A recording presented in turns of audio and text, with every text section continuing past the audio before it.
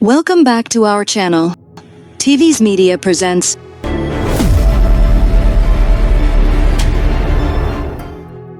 Becky Obi didn't mean to kill him. At least, not when she walked into that hotel room. All she wanted was to make the blackmail stop. But by the time she stepped out, Mr. Tega, the man who promised her luxury in Lagos, was dead on the floor, and her life would have never been the same again.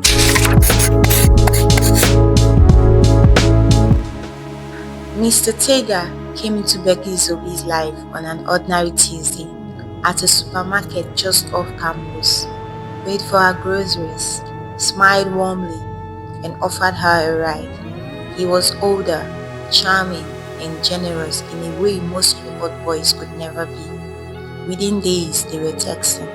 Within a week, he sent her money.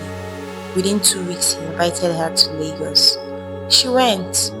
In a 5-star hotel suite, Tega treated her like a queen. He slept with her that night. She didn't resist. Part of her felt like it was expected. By morning, she had a brand new iPhone 14 Pro, designer bags, perfume, and a fat envelope of cash. He even sent a phone to her best friend, Delight John, for being loyal. Back in Port Harcourt, Becky floated through campus like a butterfly. But that feeling didn't last. 2 weeks later, Tega called again. His tone was different, serious, quiet. "Becky," he said, "I've done a lot for you, haven't I?" She hesitated. "Yes." "Then I need a favor." "What kind of favor?" "I need you to do a vid for a client. Nothing crazy. Just you with a dog." Becky froze. "A what?" "A dog. One night, and I'll pay you in dollars. 10,000 cash." She hung up immediately, blocked his number, deleted his chat. Her heart was racing. When she told Delight, her friend was furious. "I told you he was off.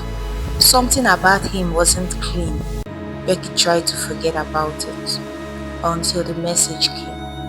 A photo. She opened it. Her own nudes.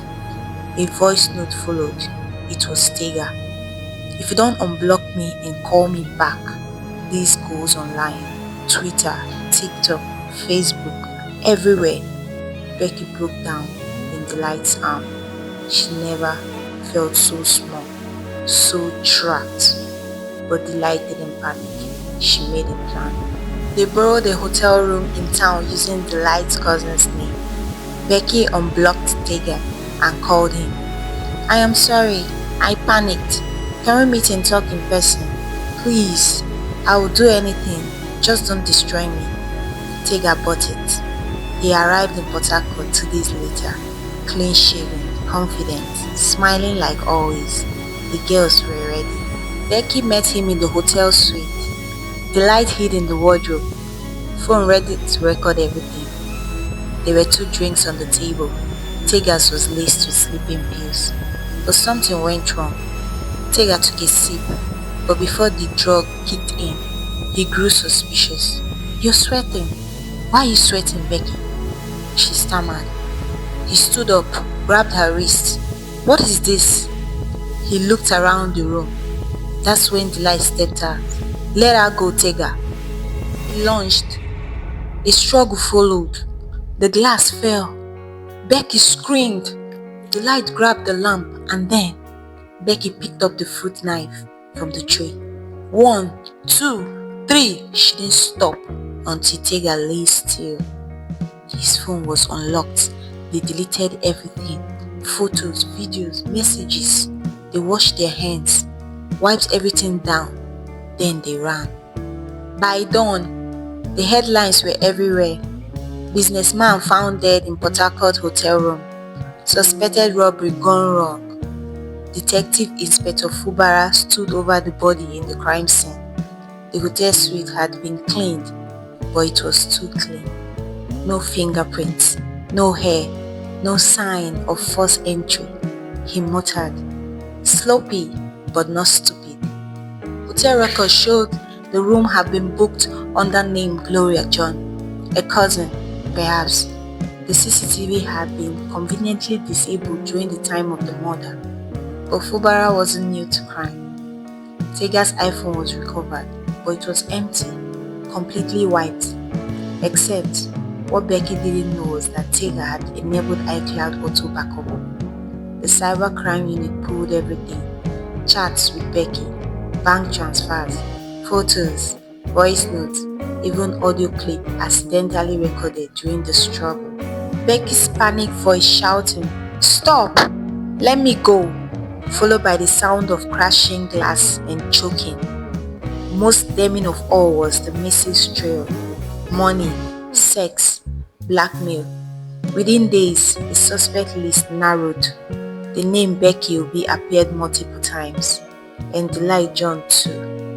Room service staff confirmed seeing two girls in the hallway. One of them had a black birthmark on her shoulder. That was Becky's trace. They didn't see it coming. 3 plainclothes officers showed up on campus. Becky was sitting under a mango tree, scrolling Instagram. Delight was at the canteen. Becky saw them coming and ran. She didn't make it far. Delight didn't even move. She collapsed into the sand and wept. They were taken to the station. 2 separate rooms. One cold, one colder. Becky folded her arms. "I want a lawyer." Delight sobbed. "We didn't mean to kill him. He was threatening her. He wanted to ruin her. We panicked. Please. We didn't mean it." The confession was recorded. The courtroom was packed. Press, students, bloggers, even the commissioner's wife. The prosecution called it a calculated murder carried out by 2 girls who exploited a man for money, then silenced him when he became a threat. The defense claimed it was a tragic case of self-defense, triggered by coercion, threat, and attempted sexual abuse. The court heard the audio evidence, the backup data, the forensic report, Becky's fingerprints on the knife, the bruises on her arms, the toxicology showing sleeping pills in Tega's blood, the confession. It was a tangled web of violence, survival, fear, and death. After 4 weeks of trial, the judge delivered the sentence. Delight John, guilty for being an accessory to murder and conspiracy to obstruct justice. Sentence: 6 years in prison. Becky Obi, guilty of manslaughter. The court acknowledged the circumstances: coercion, threats, emotional distress, but held her accountable for the death. Sentence: 15 years in prison. Becky didn't cry. She stared at the floor. Her lips trembled, but no tears came.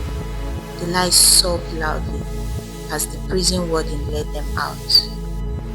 Was the judge right, or simply bound by laws that weren't written for girls like them? Please send in your answers in the comment section. Bye!